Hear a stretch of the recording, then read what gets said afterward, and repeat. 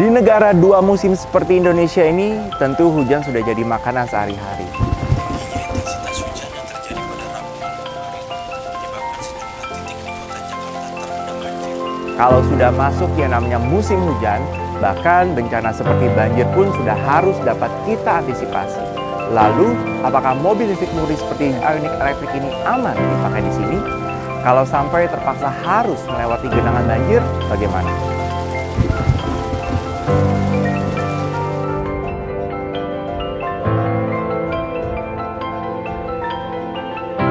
Nah, di video ini kami akan menjawab semua pertanyaan soal ketahanan mobil listrik murni saat digunakan sehari-hari kalau terkena air. Spoiler, tenang, aman kok. Ini pertanyaan yang paling sering ditanya kalau berbicara soal mobil listrik. Bisa kena hujan gak sih? Benar memang, listrik dan air bukan kombinasi yang baik. Tapi tenang, Ioniq dan Kona Electric ini tidak sesimpel barang elektronik yang langsung bisa kena korslet kalau terkena air kok. Setiap komponennya, terutama yang berhubungan dengan tegangan tinggi seperti baterai besarnya yang menjadi sumber tenaga, sudah dirancang sedemikian rupa supaya terlindungi dari segala jenis cairan. Gak percaya? Oke, kami jelaskan ya. Semua komponen di mobil listrik Ioniq dan Kona Electric ini terlindungi dari penetrasi kelembapan. Dan setiap baterai lithium ion polimernya memiliki 4 langkah untuk memastikan keamanannya. Pertama, dengan desain yang disebut rigid battery cell architecture, artinya baterai Ioniq dan Kona Electric ini menggunakan pemisah yang dilapisi bahan seramik yang sangat kuat dan tentunya sangat baik untuk menghilangkan panas. Jadi, selain terisolasi dengan sempurna dari air, baterai ini juga sangat aman dari faktor panas yang berlebihan. Kedua, dengan sistem yang disebut Vehicle Cooperative Control, artinya terdapat fitur-fitur yang terintegrasi ke sistem yang bertegangan tinggi seperti motor listrik dan beberapa komponen listrik lainnya yang dapat memutuskan hubungan segera jika ada kerusakan, agar tidak mempengaruhi baterainya.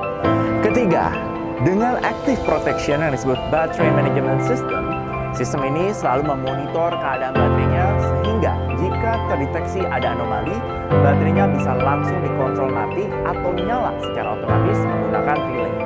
Dan yang keempat, menggunakan Manual Protection berupa fuse atau string yang akan otomatis memutuskan arus jika terdeteksi arus pendek atau korsleting. Jadi tenang, mau itu hujan gerimis, hujan deras, badai, atau hal sesimpel mencuci mobilnya sama sekali tidak akan mempengaruhi komponen kelistrikannya di mobil listrik ini. Aman kan?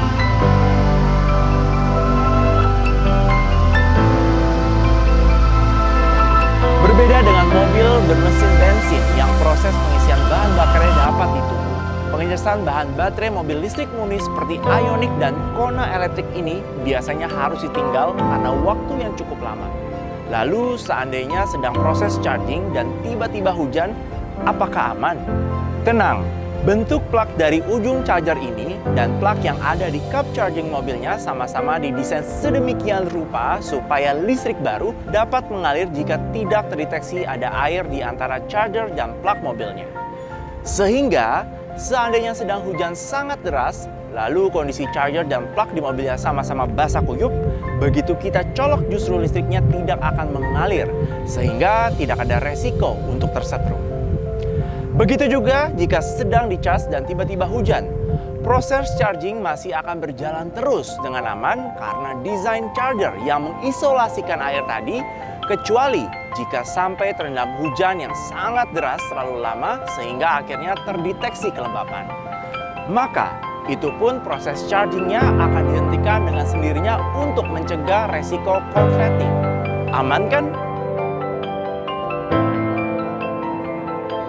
Kehujanan oke, tapi kalau harus melewati genangan bagaimana? Atau kalau terpaksa melewati banjir? Nah, komponen mobil listrik boleh dibilang berbahaya kalau sampai terekspos air secara langsung. Namun, semua komponen kelistrikan penting di Ioniq dan Kona Electric ini sudah terisolasi cover yang kuat.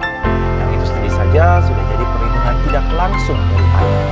Tetapi yang lebih keren lagi, bodi mobil listrik Ioniq ini memberikan isolasi yang lebih besar lagi terhadap komponen-komponen di dalam. Bisa dilihat, tidak ada grill konvensional berupa lubang besar di depan sini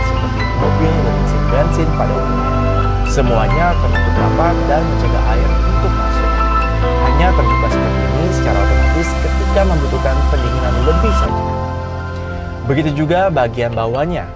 Tidak seperti mobil bermesin bensin yang bagian bawahnya bolong. Di mobil listrik ini tertutup dengan cover seperti ini. Jadi jauh lebih terlindungi dari cipratan-cipratan saat kita melewati genangan air.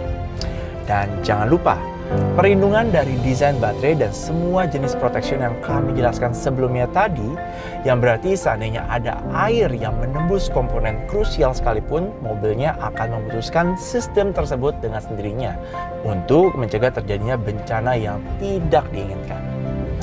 Jadi jangan khawatir, kalau kalian lihat ada genangan air, tidak perlu dihindari kok.